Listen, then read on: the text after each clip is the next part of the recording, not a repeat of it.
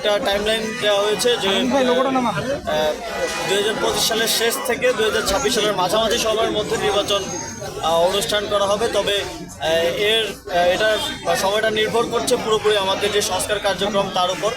আর আপনারা জানেন যে সংস্কার কমিশনগুলোর প্রায় 3 মাসের মতো হয়ে গেছে এবং কমিশনগুলো খুব দ্রুতই তাদের যে রিপোর্ট সেটা প্রকাশ করবে এবং সেই রিপোর্টগুলো নিয়ে পলিটিক্যাল পার্টিগুলোর সাথে এবং আরও স্টেক হোল্ডারদের সাথে কনসালটেশনের মাধ্যমে আমরা সংস্কার কার্যক্রমে দিকে সরকার যাবে এবং সংস্কার কার্যক্রম বাস্তবায়নের পরেই আমরা একটা ইলেকশনের দিকে যাব। ইলেকশন কমিশন এটা নিয়ে কাজ করছে। আচ্ছা, আন্দোলনের যেই আমাদের এক দফা ছিল ফ্যাসিবাদী সরকারের পতন এবং ফ্যাসিবাদী ব্যবস্থার বিলোপ, সেই এক দফা বাস্তবায়নের জন্য সরকার কাজ করে যাচ্ছে। ফ্যাসিবাদী ব্যবস্থার বিলোপের জন্য সরকারি প্রতিষ্ঠান এবং সকল প্রতিষ্ঠানের যে ধরনের সংস্কার প্রয়োজন সেই সংস্কারের এজেন্ডা নিয়েই সরকার কাজ করে যাচ্ছে। সংস্কার কমিশনগুলো রিপোর্ট দিলে আমরা সেই রিপোর্ট অনুযায়ী তা বাস্তবায়নের চেষ্টা করব।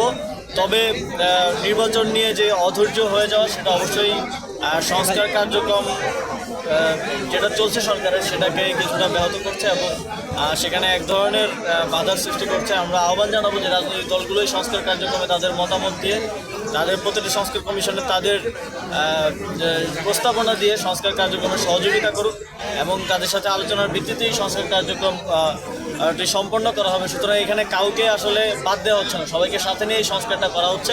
আমরা মনে করি যে পলিটিক্যাল গভর্নমেন্টের অনেক কাজ করার ক্ষেত্রে অনেক বাধা অনেক সংকট আছে, সেই জায়গা থেকে এই সরকারের একটা সুযোগ আছে সংস্কার করার, আর সেটা এই সরকার করতে চায় এবং গণঅভ্যুত্থানের জনগণের যে আকাঙ্ক্ষা সেটার বাস্তবায়ন করতে চায়।